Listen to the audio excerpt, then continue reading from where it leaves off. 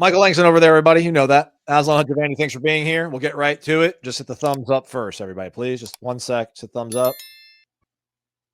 Cool. Thank you. Appreciate it. If you didn't do it, whatever, it's fine. You're still here. I can't kick you out of the video, unfortunately. Florida State recruiting, obviously a big deal on this day, Michael Langston. They had a guy from South Florida that's been on the boat for a long while. Some other teams came in late, circling the boat, trying to pull this defensive back stalwart from the class. They were not able to. How good do you feel about Florida State and Gregory Zay Thomas, Michael? I love Zay. Zay is one heck of a talent. I won't say the other H word because it's so good, but I want to keep it at a PG. But he is so good in coverage, corner slash safety. You can use him in different situations. Just phenomenal talent. Went against CJ Wiley earlier this year, who was committed to FSU, but later flipped to Georgia. I did a pretty good job just shutting him down. Didn't really give him anything. I think you put Gregory or Zay against any top receiver. I think that they matched up with. I mean, he was the guy that they would put on him. So just a phenomenal talent. Even more exciting is he's part Seminole. Got Seminole heritage in his blood. So adding that kind of adds more fuel to it. But I think a guy that closes on passive windows really good and just uses his hands and technique as you would expect from a school like American Heritage, where former EV coach Pat Surtain is from. I think was just phenomenal, and you see a lot of that with his technique, and just a guy that I think is going to be immediately into the picture, maybe even a starter if he picks up everything fast enough, but I think a guy that is one of the most impactful, players in this whole entire 2025 class. Yeah, 6'2", 195. Some of this footage that you're watching of him is straight up man coverage. At least earlier on in the video, we're seeing some zone stuff right here now as we talk about it. But so often, Michael, we tell these guys like don't play the game, and we want them to commit early and then stick by their word. But then so many times when guys do that, they're often forgotten about it. And Thomas is a guy that didn't have a lot of drama. I mean, listen, there was some rumblings about maybe taking some visits or other schools interested in him. That's not his fault. He's got good film. He's 6'2", 195, plays at a really great program.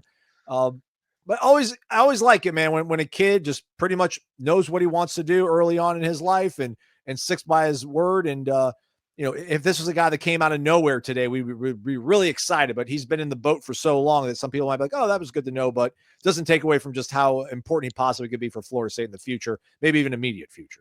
Yeah, I just think people forget when they're so good. He had the coolest announcement, by the way. Seminole Hard Rock Cafe had like the whole building lined up with the FSU logo, and really cool event. But just overall, just the talent. I think you forget sometimes when you have those guys in the class, and then later you sign them like, oh, okay, they're good, and then you see them when they play as a freshman, and you're like, wow, sure glad we got that guy. And I think Zay's kind of one of those guys that you want, and just not a guy that's boisterous all the time, but a production type, leadership. When you watch him play, I think guy that's what he'll add.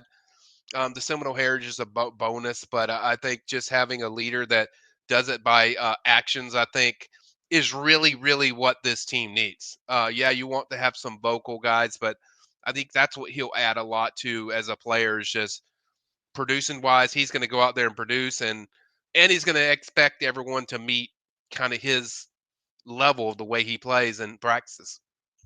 Yeah, I'm trying to pull up that footage. Yeah, it was awesome. That it's because it's the Guitar Hotel down there. Yeah, it's awesome. Seminole Hard Rock Cafe in South Florida was pretty cool. I told him that I was like, man, you had the best announcement, and that was unbelievable. I've seen a lot of announcements, so I've had my years, and I've never just seen anything that was so impressive like that. And the funny part was, like, if you look at the beginning, they were actually going to put it looked like there was a Clemson one coming on, and then they changed it quickly to Florida State.